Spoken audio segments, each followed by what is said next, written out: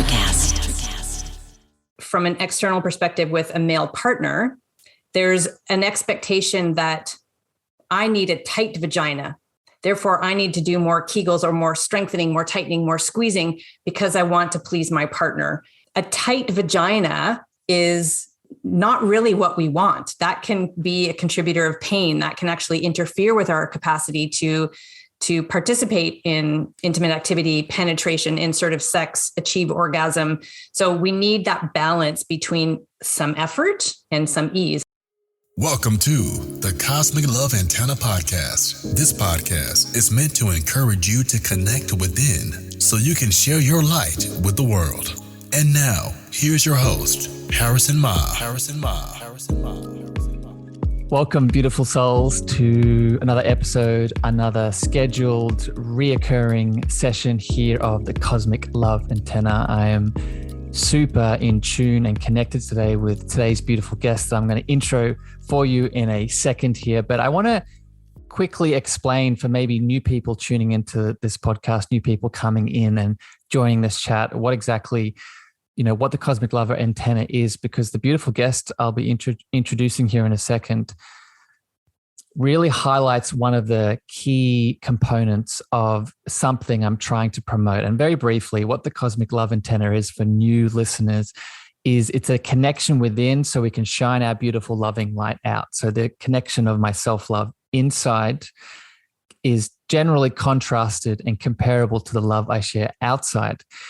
And when it comes to our health, whether it's physical, mental, emotional, or spiritual, there are different dynamics that help us expand that loving light. There are different dynamics that help us express that loving light. And my guest today, Kim Vopni, is the OG Vagina Coach. She is a beautiful, powerful light that helps women in this world overcome incontinence, overcome prolapse, and is a master of pelvic health support and wellness, and fits into the Cosmic Love Antenna because she is in a niche that, in my opinion, needs to be expressed, needs to be talked about, needs to be channeled into the world a whole lot more. So with that, Kim, thank you for joining and welcome to the Cosmic Love Antenna.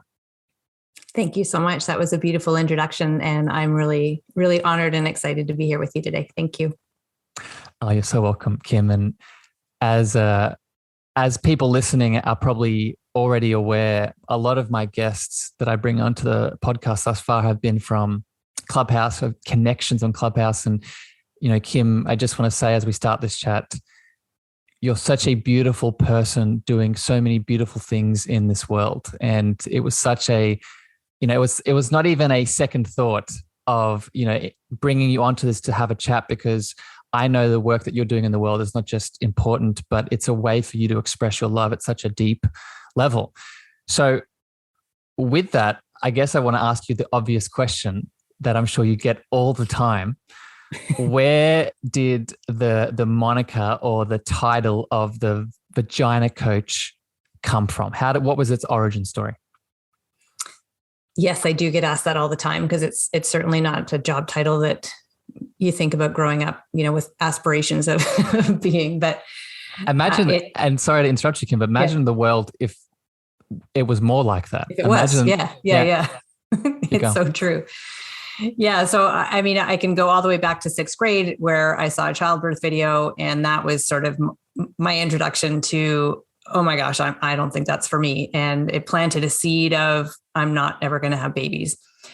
However, I still went through life looking at my mom and my aunts and my grandma and all the women in my life and watching them and thinking, hey, well, they did it and they're still walking around and doing things. But then I also did see my mom who started to avoid running, and she was complaining of chronic back pain. And no matter how much exercise she did, her tummy wasn't what she wanted it to be. And then she had surgery for incontinence. So it sort of affirmed what I thought. And then again, it just was like, okay, no, I'm not doing this. But I met my husband, decided I did want to start a family, and I was really determined to have a different story than my mom. And Kim, let me jump in here super quick because I'm just interested. And this is one of the things I want to hone in on today, and then we'll get to it soon after this. But I'm wondering, you growing up in that childhood dynamic, you talked about the parents. I'm wondering if you feel comfortable, what was your relationship like with the sexual being that you were? More specifically, maybe the structural sexual organs growing up. What was it like for you, maybe before you headed into this kind of work? Mm-hmm. Yeah, I think it was my mom was an OR nurse, a nurse. She was very open. She used proper anatomical terms with my brother and I. She told us the body parts, how they worked. We learned at a very young age. I remember she had books that she used. She also told us. And at the time, when you're young or when you're kind of in young teens, it's a bit cringy when your parents are having the talk with you, right? But looking back, I feel very grateful because it was just part of learning. And I also questioned why we weren't learning about that in school. So I think that I had a healthy introduction to proper anatomy, proper function. I wouldn't say she went deep into sexual wellness or sexuality. So I would say that was a part that I was exploring on my own, had curiosities. I remember my parents had that book that I'm now forgetting the name of. It was kind of like the Bible at the time. Sex at Dawn? Wasn't Sex at Dawn by any chance? I forget it. I'll have to reflect back. Anyway, I remember them having it, and it was, so I would sneak in and I would flip through, and it was sort of like, and that was kind of like my early sex education, I guess. So I think that it was something we were welcomed to ask questions. It was not taboo. I wouldn't say it was necessarily openly talked about either, but it wasn't something that we were punished for or that we had to hush whisper about everything. So I feel like that was something that has now enabled me to have these conversations in a way that I'm very frank, I'm very open. I share openly because I think that just like with my children, I taught them that this is the nose and this is the elbow.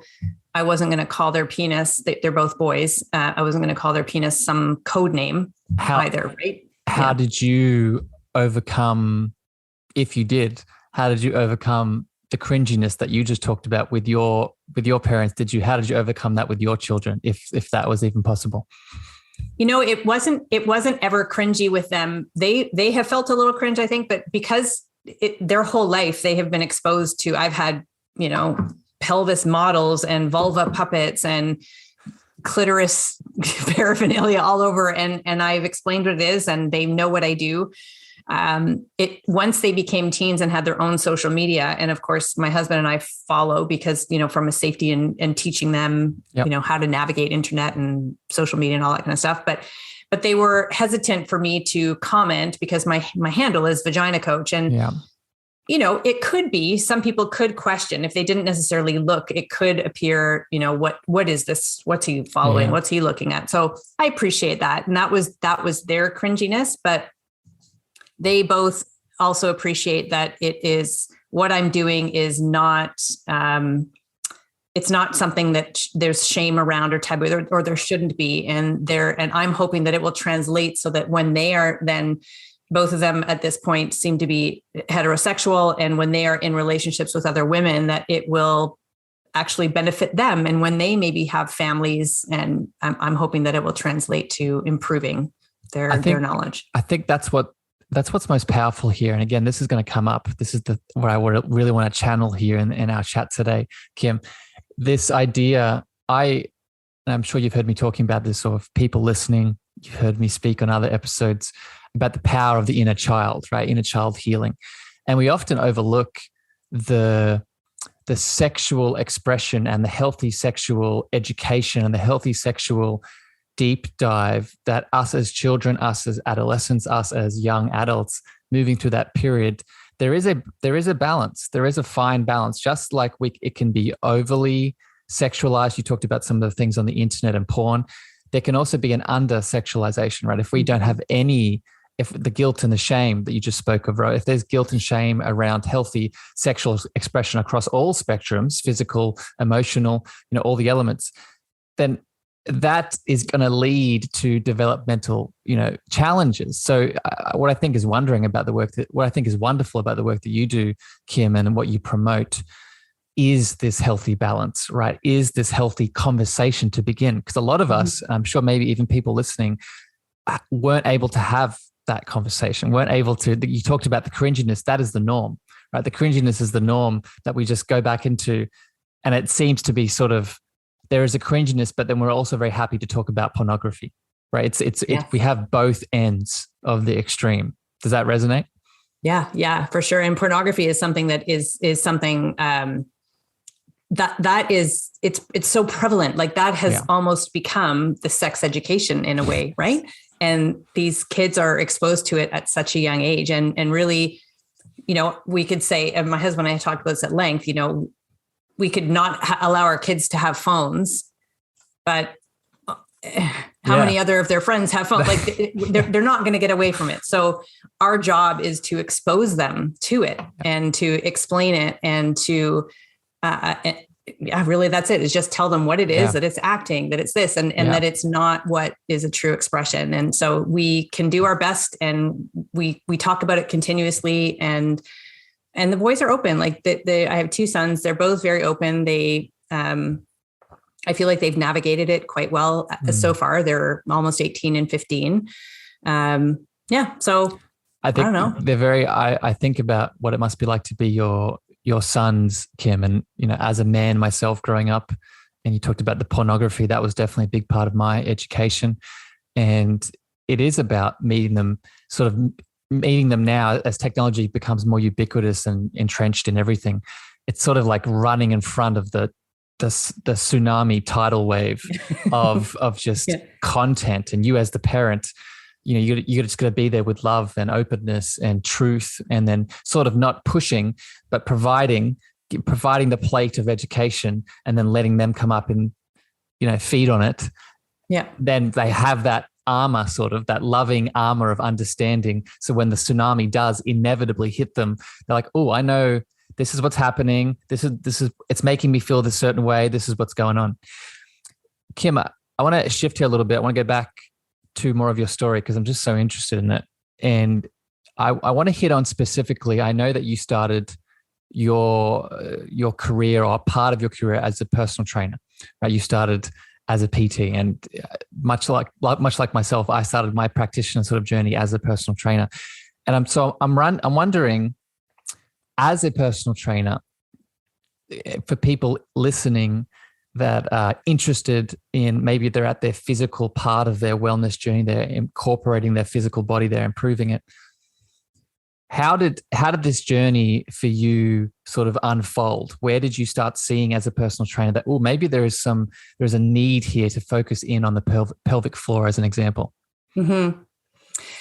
So I had I had an initial start of personal training, which was right after university. And I was a trainer for 6-7-ish years, and I was doing everything. I worked from, the elderly population in the pool doing aquafit and osteofit classes to boxer fit and boot camps. Like I was kind of on both extremes and everything in between. And I loved it, but at the same time, I was not a specialist in anything. I was just sort of a general movement person. And I knew what I knew from my basic personal training certification.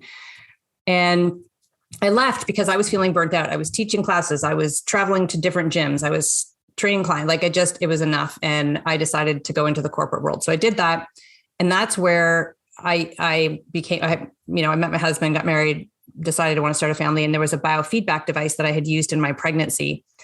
And after I used that and had a good experience, I thought, I think the whole world should know about this product. So that's kind of how it's Kim, can you explain what the biofeedback is? Because I understand that, but for people listening, what is it and how was it implemented?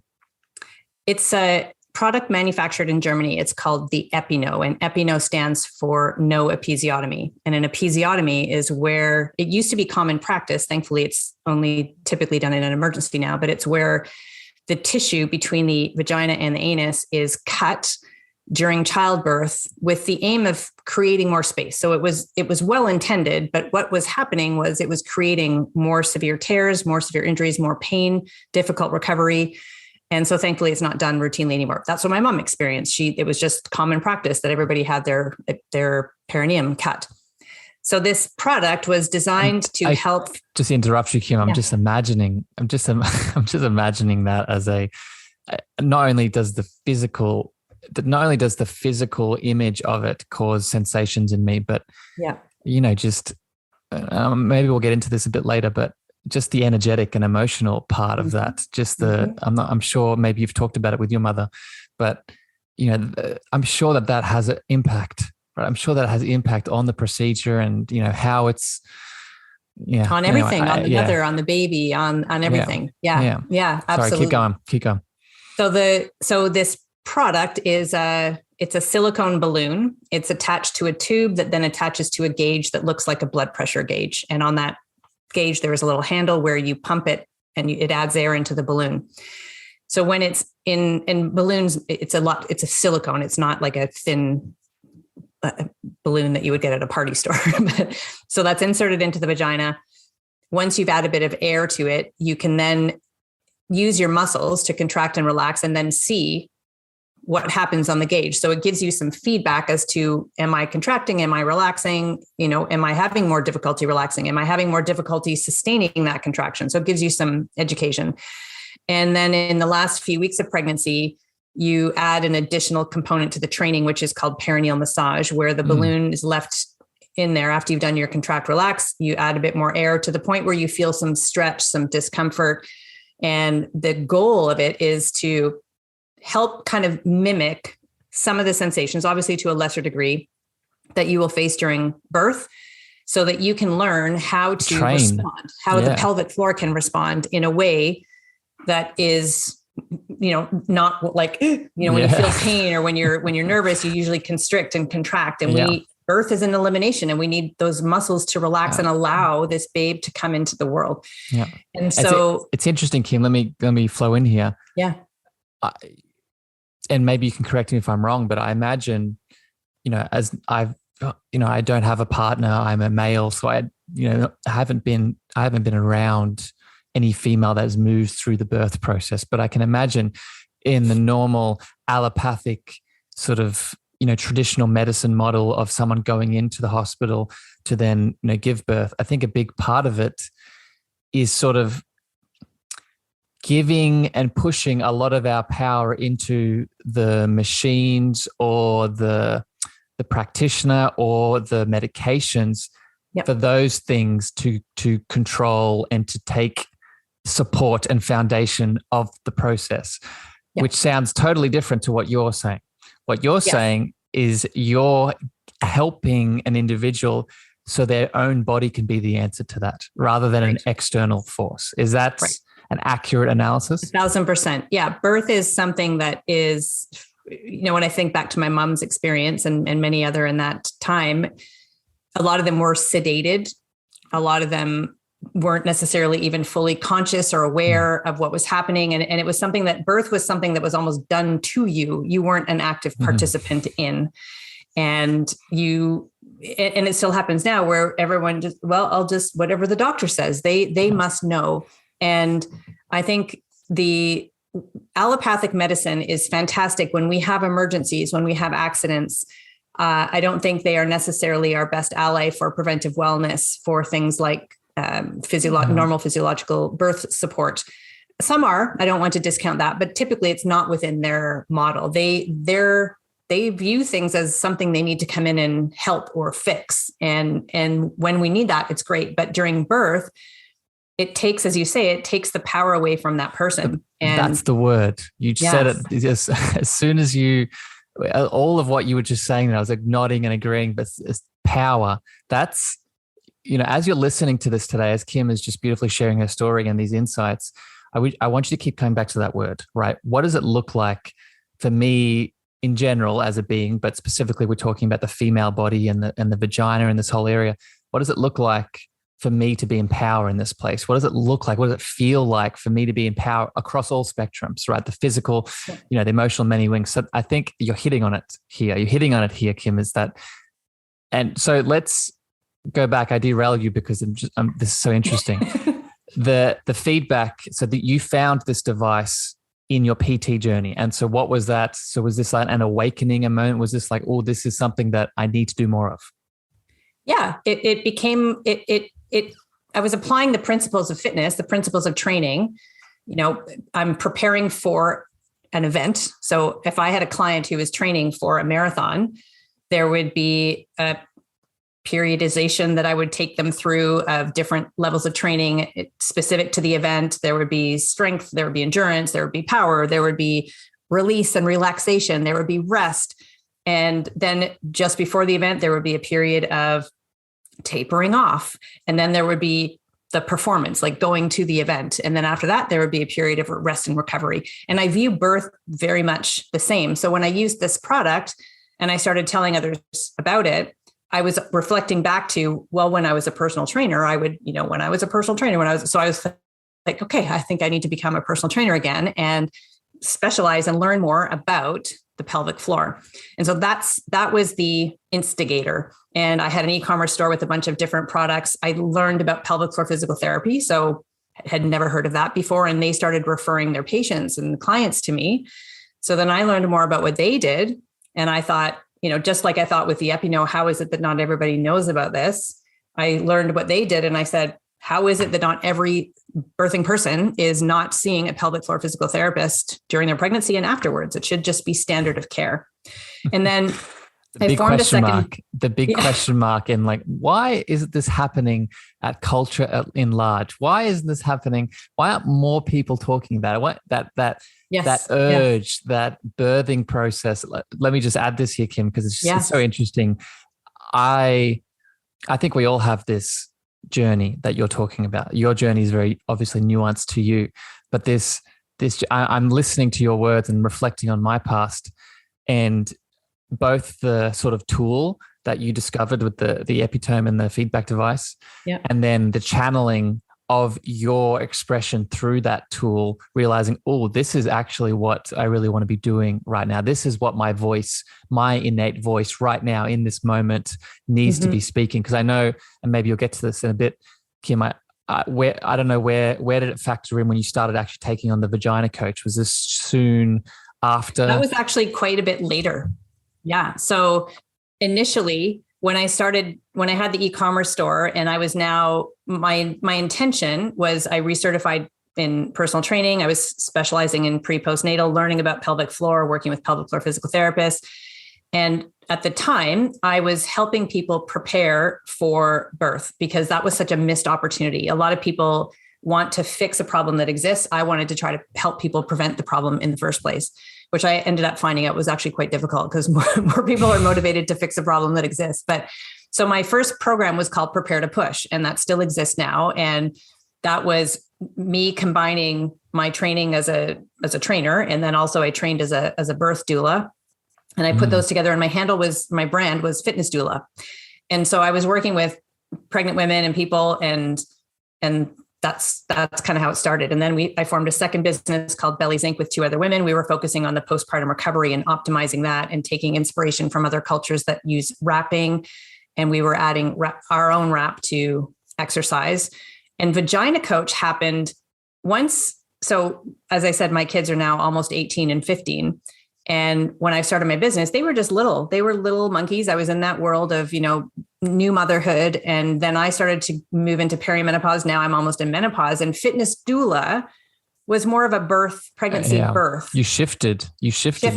Well, I shifted. I guess I expanded. So what I recognized was this conversation of pelvic health is not just pregnancy. It's not just postpartum recovery. It's all stages. And there's people who've never been pregnant before who have the same problems.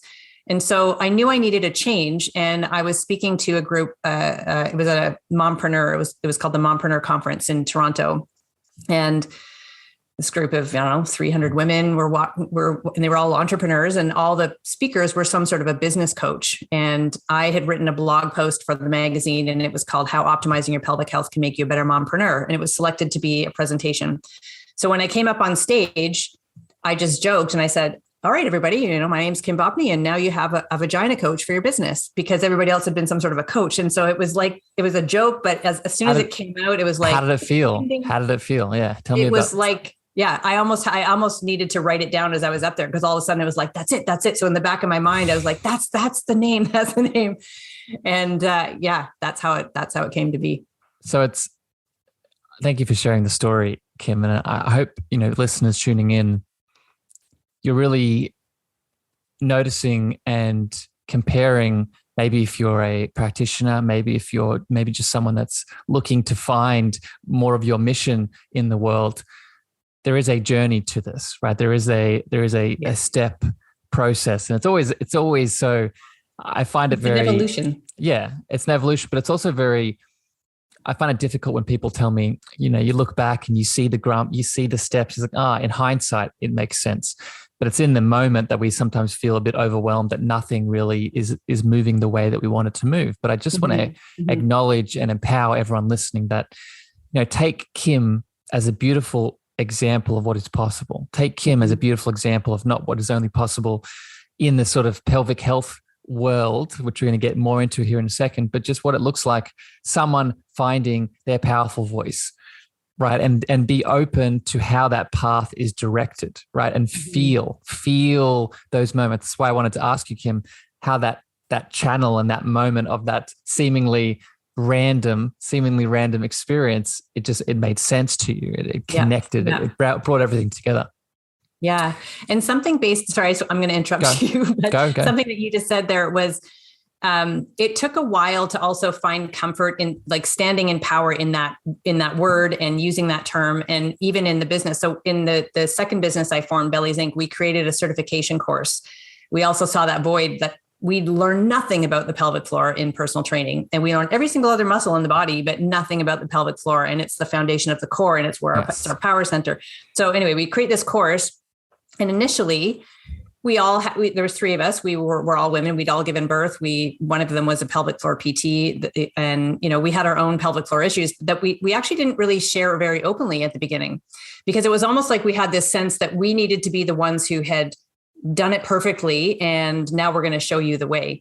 And when we started to share our own journeys that we had experienced incontinence, that we'd experienced prolapse, that we'd had tearing, then all of a sudden we were even more relatable to people. And they didn't look at us like, oh, well, then you failed, so why should I follow you? It was like, you've been there, you know what I feel, you appreciate it, and I therefore trust you more. Yeah. Yeah. We are powerful spiritual beings, but we are also human beings. And how that human being works is that it's very attractive to us to be in a tribe, to be in a community, to be in a collective of like-minded individuals that are not only doing the things that we're doing, but have been through the pains that we've been through, so we don't feel alone. And I think that's a big part, not just of the entrepreneurial sort of finding a niche, finding a business story. It's the human condition in general. But so it's never weak. It's never a sign of inferiority. Yes, the spiritual being is unlimited in many ways, but the human being does need community, does need support, does need family to heal and grow. With that, Kim, let's shift a little bit here. We have a foundation of your beautiful story and what you do in the world. I want to pick your brain now to give value to people listening around sort of pelvic health and, the Vagina Coach health and all of these elements. And I think some of these areas you speak to quite fluently, and I'm feeling that maybe some of these areas we could challenge and test, and we could go a bit deeper together. So let's start maybe seemingly, surface level and talk about. I'm interested, one, in the power of kegels, because this is something that I have some awareness of, but haven't fully dived into. So I'm wondering. I want you to sort of lean into two things here. One, let's talk a bit about kegels and why they're so powerful for pelvic, vagina health in general. And I also would love to hear your perspective of the masculine within this. So whether it is an actual physical man helping a female with her pelvic, vagina health, or if this is relevant to men at all. Well, I'm wondering what your thoughts are. So let's flow from there. Mm-hmm. So if anybody has heard anything about pelvic health or the pelvic floor, usually it has been the term kegel. And a kegel is a form of pelvic floor exercise. It is typically what most people assume is the only thing. So if I have a pelvic floor problem, I need to do kegels to fix my problem. And it's often, if they seek help from a family physician, that's typically one of the first lines of defense that will be offered as a solution. And it's a good one. It can work, but there's missing elements there. So there's nowhere in our life have we been told about the pelvic floor. Nowhere in our education have we been told about the influences to specifically the female pelvis. So men have a pelvic floor as well. We who are born with female anatomy, we have an additional opening. We have a uterus. The shape of the pelvis is different. We can grow and birth babies, like all these other things. We menstruate, we go through menopause, like all these things that place additional challenge, I guess I will say, to the pelvic floor, but we've never been told. And so we also then we grow up and we might have issues along the way. We may not. Pregnancy and childbirth are major points of life where things can happen. But then we have media that is sharing messages that it's normal to leak and you just put a pad on. And so we have this like, well, we know that there's a problem. It doesn't feel very good.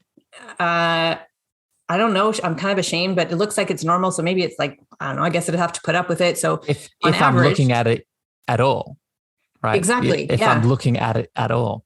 Yes. Sorry to interrupt there, Kim, but that I think is a challenge in itself, right? You talked about media normalizing these symptoms and issues, but media and the world in general also normalizes a disconnect from the center at large. Yes, exactly. So if we seek help at all, there's some research to show it's usually on average 6.5-ish, 7 years before somebody seeks help. And then they will see their family physician. And again, I don't mean any disrespect to that. However, in my opinion, pelvic floor physical therapy is our best first line of defense.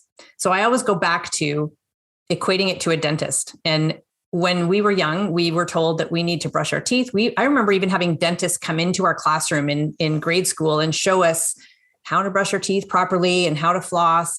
And then we see the dentist once or twice a year for a checkup. And we go because we've been told to, and we go for preventive checkups. It is a checkup. And if we had been told about when we're learning about sexual health, when we're learning about menstruation, if we were told about the pelvic floor, all the different influences, why it's so important to care for it, and that we have these practitioners called pelvic floor physical therapists who are specialists in pelvic health, and you would start seeing them, when you become sexually active is usually when I recommend, or before that, if you had some major issue. I think the world would change if we had that knowledge, and we would be told what a Kegel exercise is. And we would have somebody who has been teaching and evaluating our pelvic floor along the way so that it's less likely that these other things can become challenges. So there's lots of things that can still contribute. It's not like Kegels are going to prevent everything, but it's not a blanket statement that's going to fix everything. And most people do them incorrectly.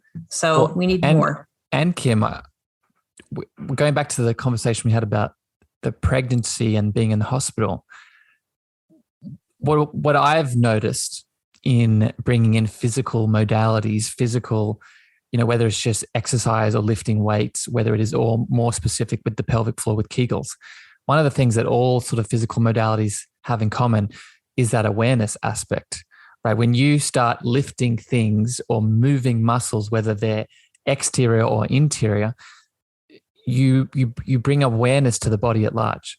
Mm-hmm. And this is where we're going to go in a sec soon, but I'll give a little tease here. That awareness that in itself can be enough for things to move, right? So things, we'll get into emotions and energetics here in a second, but if you are moving through something in that pelvic area and you've spent so long disconnected from it, you've spent so long just sort of pushing it to the side, not pretending it's there or pretending it's not there, then the awareness is the opposite of that. The awareness is creating a space for the things to flow. And I say that both very intentionally with the pun, but also energetically and emotionally. First, does that resonate?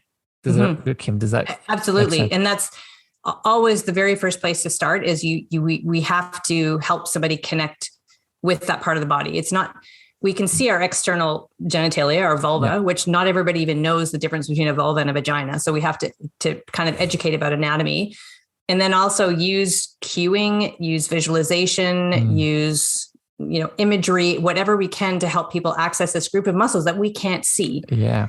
Right. And there can be reasons why there's a disconnect. It could be trauma. It could be that it's always been taboo and not something you don't talk about. Shame, embarrassment, all sorts of emotion is tied to it. And that in and of itself alone can be the barrier that we need to break down. The T word. I was waiting for it to come up.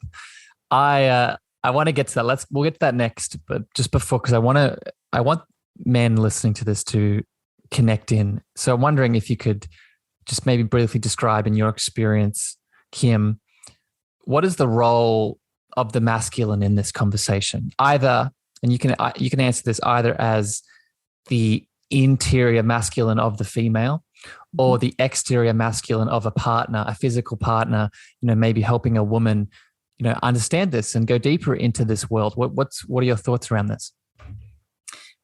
I'll answer it both, I think. So if I think about fitness, so the length of time that I've been in the fitness industry is, a long time, 20 plus, 20, 30 years. And over that time, I've seen an evolution of things becoming... The age in which I am, Kim, just so you know. It's starting to change now, but for a long time, things were harder, more intense, the ab ripper 9, I make up names, but everything got harder. And so as we became less active as a population, as we became more sedentary, as we outsourced more things, our fitness had to make up for that. So it became more intense to make up for the fact that we were not moving as much. And so there was also what I called kind of like a masculinization of fitness, where, things like CrossFit and boot camp and the feminist movement of we can do that. We're okay. And I look at that and say, absolutely. Yeah. We can do a lot of things. We can lift heavy shit. We can do stuff. However, we need to honor that we have menstrual cycles. We need to honor that we have hormone fluctuations, that we birth babies. And maybe not all of that, even though we could do it, maybe it's not, maybe it's not suitable. Maybe it is, but we need a little bit more. Well, I wouldn't even say suitable, Kim, just to make this very clear for people. It's about the balance. Right. Yes, all of us. So when I say masculine and feminine, just make this clear, whether I'm a physical male or a physical female, I have both a masculine and a feminine inside of me. And when Kim is talking about the overdoing of the chronic cardio and spending 7 days of the week at the gym and lifting the weights, whether you're a man or a woman, that is unhealthy, right? If that is all you're doing, if you're not spending time working in, contrasted to the working out, right? There's going to be a metaphorical, energetic, physical, emotional, spiritual wall that you eventually hit. Keep on. And Kegels are the same thing. So people think of a Kegel as a squeeze. And if I squeeze more or if I squeeze harder, that must be better. So there's the interpretation again that harder is better and more is better, just like harder and more in fitness must make me stronger. And we're forgetting about the ease. I always say yin yang yoni. We need a balance between the activation and the relaxation or the release. And then when I think about from an external perspective with a male partner, there's an expectation that I need a tight vagina. Therefore, I need to do more Kegels or more strengthening, more tightening, more squeezing because I want to please my partner. Right? There's that. Or it could also be like, there are also people that say, well, I don't feel the sensation anymore. So I want to do it for myself, which great. And it's okay to want to do something for your partner as well. However, we have to appreciate that a tight vagina is not really what we want. That can be a contributor of pain that can actually interfere with our capacity to participate in intimate activity, penetration, insertive sex, achieve orgasm. So we need that balance between some effort and some ease. And I think right now, and this is what I'm noticing is changing in fitness, there is a lot more ease that's starting to come into the fitness world. I think because everyone's realizing, well, that was a little too much, and let's come back. Everyone's hitting a wall. Everyone's having adrenal. Everyone's having thyroid challenges. Everyone's having leaky gut. I want to tie a little bow back to something we talked about before with raising children and healthy sexual expression. That's what pornography is. Pornography is the hyper masculinization of the act of sex. Yes. Right. So this is not just a exercise theme. The masculine energy, which deserves to be in balance. I'm not saying that we need to just condone and push away the masculine, because then we'd have an imbalance in the other direction, right? We need balance. We need awareness, and the pornography and the hypersexualization of the sort of just getting stuff in and done and tight and quick and come and finish. That is just the hyper extension of the masculine. So we need to take a step back in all ways here. Kim, I want to thank you for answering this, and that went into some interesting little alleys that I'm happy that you spoke to. But let's keep it going. Let's go deeper here now that we've set the stage with the energetics. Let's speak about the energetic and emotional side of the pelvic floor, of the pelvic area, of the vagina area, of the genital area. And I'm interested. Well, first question, Kim, how much of this is your work, right? I know that a big part is structural from what you do with the pelvic floor and the prolapse. I'm wondering how much of the work that you do in the world, you notice some of the trauma elements, the energetic elements, the emotional guilt and shame elements of this area. Mm-hmm. It's not as it is part, it comes up, I would say, in my work. It's not where my expertise lies. And typically I work with other practitioners who are trauma informed and I don't want to say outsourcing, but referring and collaborating with those people. So I will touch on those. I ask questions in my health history questionnaire, and I go as far as the person will share, and also as far as I feel comfortable supporting, because it does play a role. It's important information to know. And it's also important for the person to understand that is a contributing factor that needs to be addressed. So my work is more in uncovering reasons that could be contributing, reasons beyond I gave birth, reasons beyond, I was in a car accident, that type of thing, but other reasons that could be contributing to whatever it is that person is dealing with, incontinence or prolapse, pain with sex, low back pain, what have you. And in some of my, blogs or teaching, I might share a little bit more in depth with regards to, say, a more spiritual approach, like thinking about the chakras, even though that's not where I have extensive training within it. I'm happy you're saying this, Kim, because not only as someone who is trauma informed, I know you know this, but just for people out there, if you haven't picked up on it already, this is kind of the world I like to live in.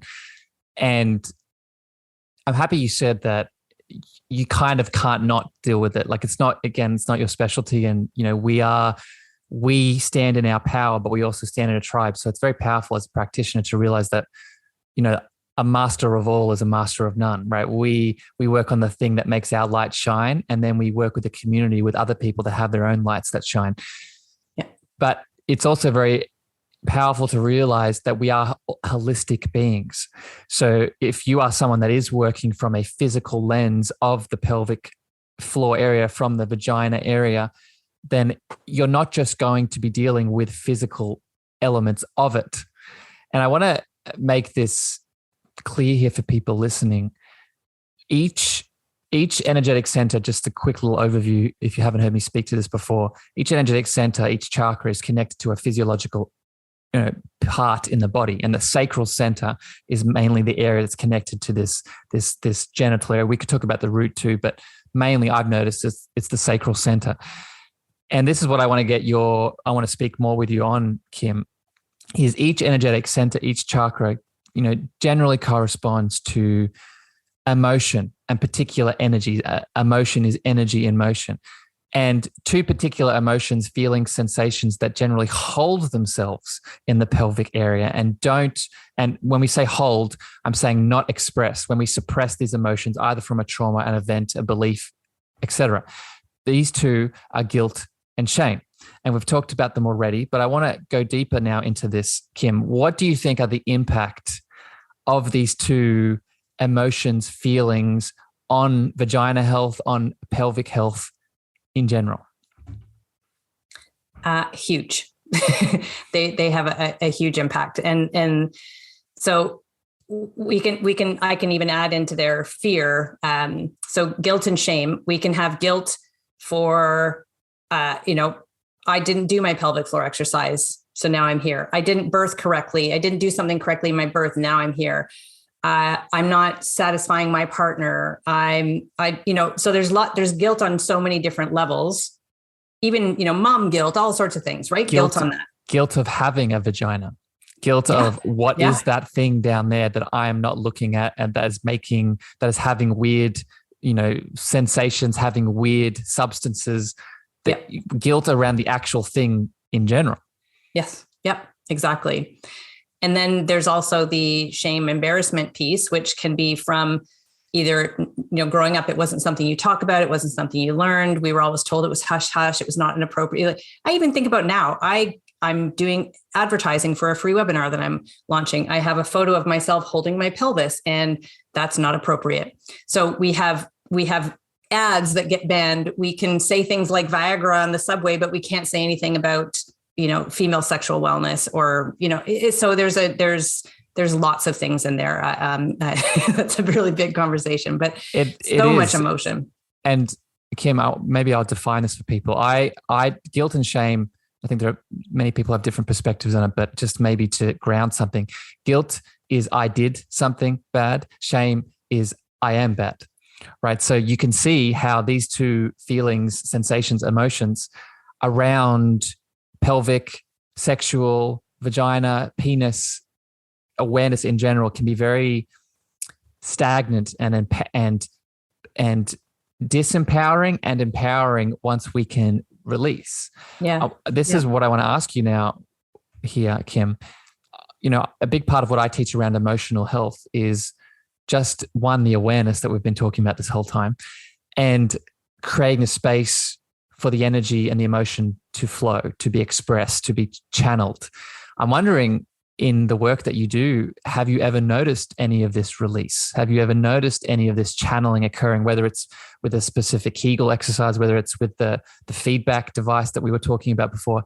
Have you noticed any sort of releases either with yourself or with clients? Yeah. It's everything. It's where I start with everyone is a release. We have to release in order to be able to access. So let's release the tension. Let's release the fear. Let's release the emotion. Let's release whatever it is that's holding us back from being able to access, to connect with, to move, to whatever. So as I said before, with yin yang yoni and balance between effort and ease, a lot of people, again, associate if they have a problem, they need more strength, but they may have stuckness. They may have some overactivity, and we need to release that. And I find that that's the norm. Even people that may not have the stuckness, I think releasing allows the flow that you talk about, where one of my favorite exercises is called the posterior pelvic floor release. And you can use a tennis ball, you can use a small apple, you could use a squishy lacrosse ball. And I have a YouTube video about it if you want, but it's, you sit on it basically, and you don't just sit on the ball, but it's placed in between the anus and the sits bone, sitting in a place where you can close your eyes, connect in with it. A lot of people will feel discomfort, and they'll probably be sitting like they're sitting on a ball. And that the purpose is really to, acknowledge that resistance that you feel. Why is it there? Is it because of habitual posture? Is it because of fear? Is it because of shame? Whatever, all those things. Yeah. And so having people acknowledge what they feel when they're doing it, what sort of resistance comes up, giving them visualization, giving them breath work, and seeing if we can let those muscles surrender and find ease, even though we have that discomfort. And that's a big teaching thing from a birth perspective. But even when you're not pregnant, we need to access and let go so things can flow and we can activate again. And this is not, I'm just listening. I was visualizing that exercise, and I might have to try it, Kim. It's very powerful. And so a couple of things I want to say here. This is not just a female thing. This is, when we're talking about the guilt and shame around the sexual area, this is as much relevant for males as it is for females. Yeah. And I want to just expand briefly here on your body truly keeps score, right? Your body, from an energetic and emotional traumatic experience, a way that our body helps us move through it. So we don't, maybe it's not too overwhelming. Maybe for whatever reason, we didn't feel safe enough to express in that moment of trauma.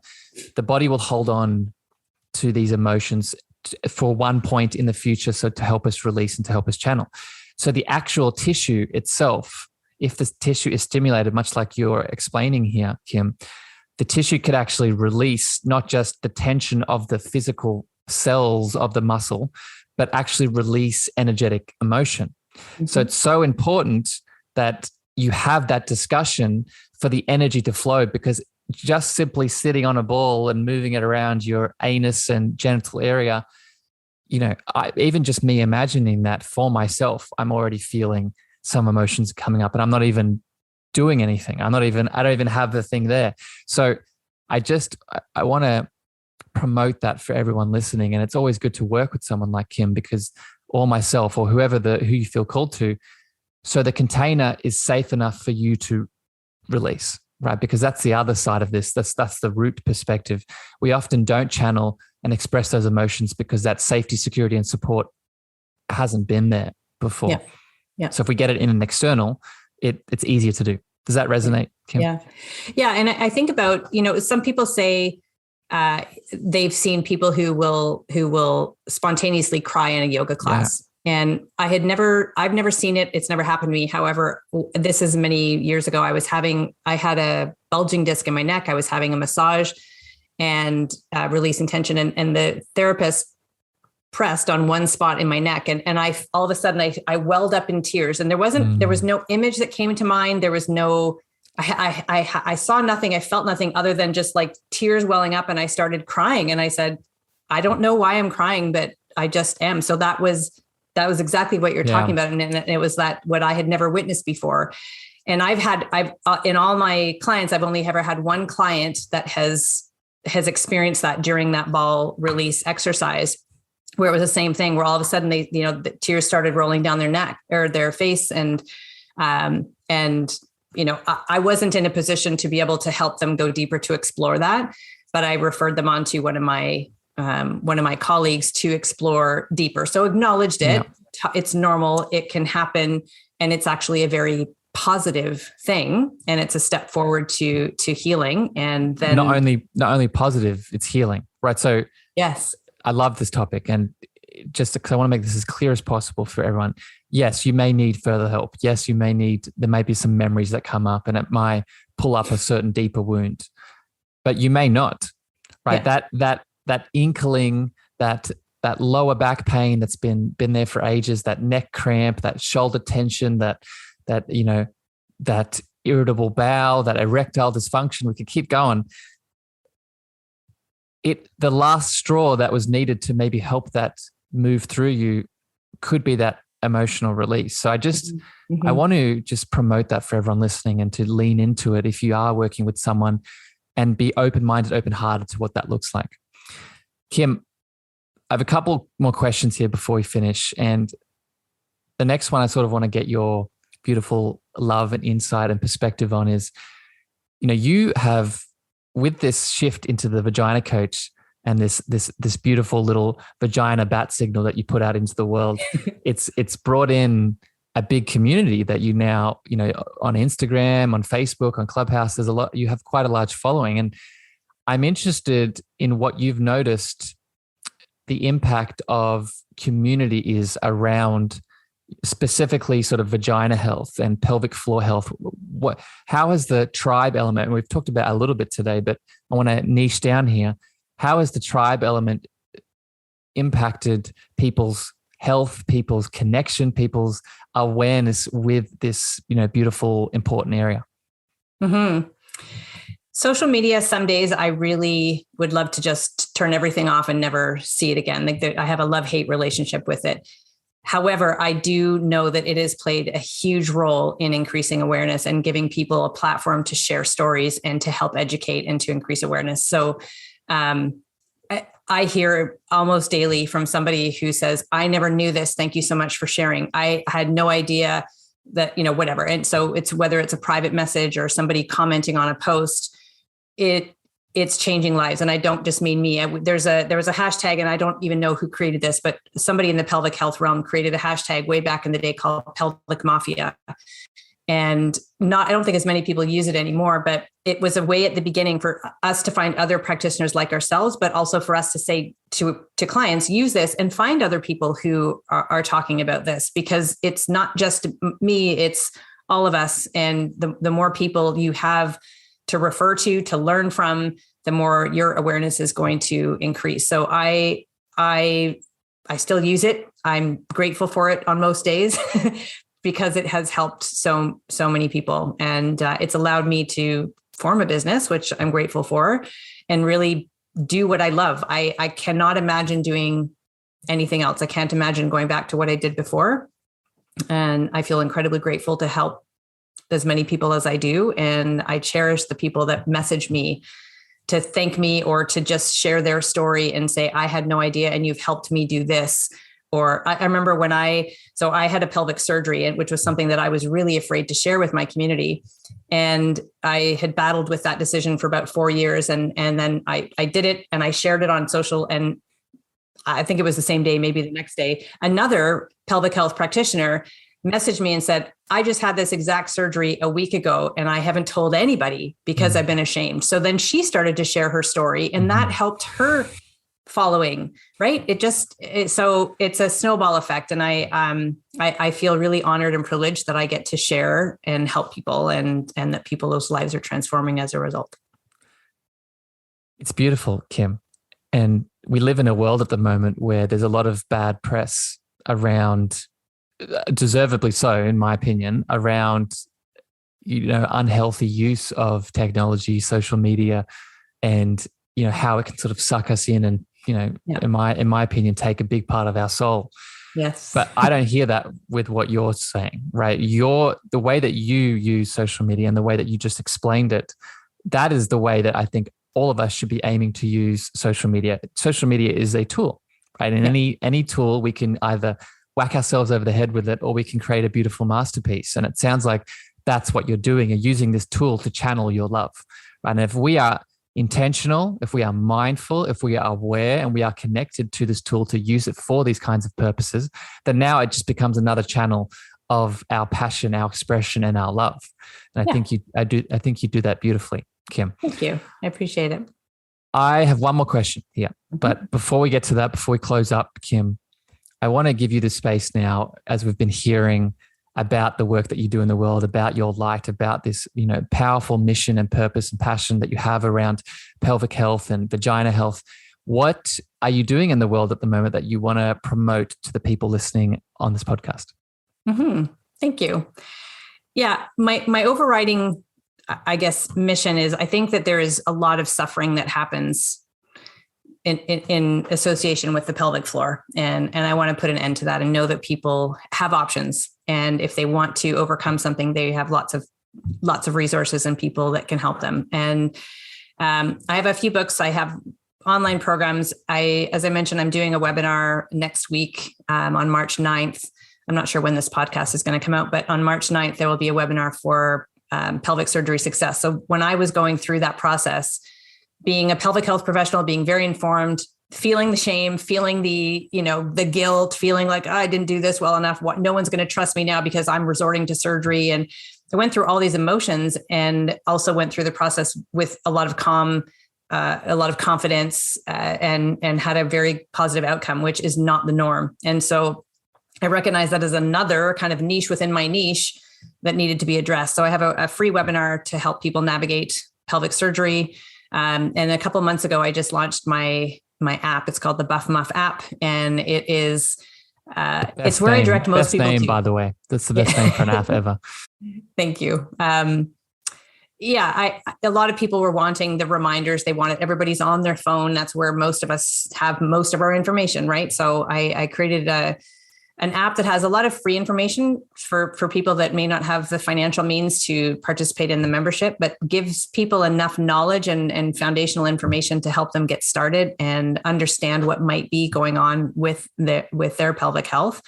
And then for people that choose to, there's a monthly membership they can join where they get all it's like, I take a whole body approach. It's not just pelvic floor. We have a whole body here to address. And we have to move, and we have to eat, and we have to hydrate, and we have to sleep. And so I cover as much, I cover all of that, but so those are the two main things that I have going on. And it's actually almost a year ago that my book launched, my book called Your Pelvic Floor. It launched on International Women's Day last year. And I can't believe it's been a year that it's been out. But that, I think, is a really good place for people to start as well, to get kind of the base knowledge. And then I always say, once you're finished reading it, find another vagina owner in your life and pay it forward and have them read the book as well. I love it, Kim. And what I'll do is, as I always do here, is I'll grab all the information off you. I'll put it, if you're listening, you're connecting, you're feeling, you're inspired by Kim's work, and you want to take this journey, either if you're a female into your vagina health a bit deeper, or you're a male, you have a beautiful woman in your life that you would like to support, please check out the show notes, the episode. When you're there, you'll see the links. You can also leave a review for this episode and what you thought of it. We'd love to hear your feedback. But as we finish here, Kim, I have one more question for you. And the theme, the intention of my podcast is to help people connect back into their deep, deep, deep space of cosmic spiritual love so they can share that love with the world. And I'm interested, Kim, what is your definition for that LOVE word? I don't know if there is a definition. So here's when I think of the word love, what I feel. I feel an openness. I feel a lovely warmth. I feel an appreciation. I feel a wanting more of. I feel a connection. So I think that there's people, places, things that we can love or appreciate, admire, trust, respect. There's lots of words that I think are kind of enveloped in the word love. So I don't have a definition. I just know how I feel. And those are that's kind of the emotional state, I guess, that I feel. It's expansive. It sounds like It's expansive to you, Kim. Yes. Kim, I love you very much. Thank you for joining me with this chat. Thank you for sharing your light and your love. Listeners, as promised, I told you that she would have a lot of beautiful value and guidance to give you here today. Thank you for tuning in. Thank you for listening to another episode of the Cosmic Love Antenna. Both myself and Kim love you very much. We're wishing you a wonderful evening, morning, afternoon, wherever you are in the world. My name is Harrison, your lovely host, and we're out. Bye, everyone. Thank you for listening to the Cosmic Love Antenna podcast. We hope you enjoyed. Be sure to follow Harrison on Instagram, Twitter, and Clubhouse at Harrison Ma. That's Harrison, MEAGHER.